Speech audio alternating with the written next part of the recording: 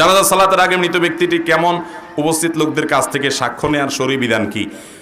ভাই, এরকম একটা ট্র্যাডিশন আমাদের দেশে আছে, মানুষ মারা যাওয়ার পরে দাঁড়ায় জিজ্ঞেস করে, ভাই লোকটা কেমন ছিল? সবাই বলে ভালো ছিল। এই সবাই ভালো ছিল, লোকটা আসলে খারাপ ছিল, এই ভালো ছিল বলার কোনো মানে আছে? সবাই মিলে বললো লোকটা ভালো ছিল, আসলে লোকটা খারাপ ছিল, তো এই সবাই বলা বলিতে কিছু আসে? এই লোকটা যদি জীবদ্দশাতে আসলেই ভালো থেকে থাকে তাহলে সে আল্লাহর কাছে আজর পাবে, খারাপ হলে শাস্তি পাবে। এখানে মানুষ কি বললো বা না বললো তাতে কিছু আসে? জানাজার লাশকে রেখে দুনিয়ার আবল তাবল কাজ আমাদের দেশে করে, বিশেষ করে আপনার বিভিন্ন বক্তব্য, তার জীবনী আলোচনা, তার জীবনী চর্চা, তার জীবনের উপরে ছোটখাটো একটা সেমিনার হয়ে যায়, ঠিক কি না? অথচ নবী সাল্লাল্লাহু আলাইহি ওয়াসাল্লাম বলেছেন আসরিউ বিল জানাজা, দ্রুত জানাজা দিয়ে ফেলো, জানাজা দেরি করা যাবে না। এজন্য ভাইরা, জানাজার লাশকে সামনে রেখে খুব বেশি বিলম্ব করা উচিত না। আর এরকম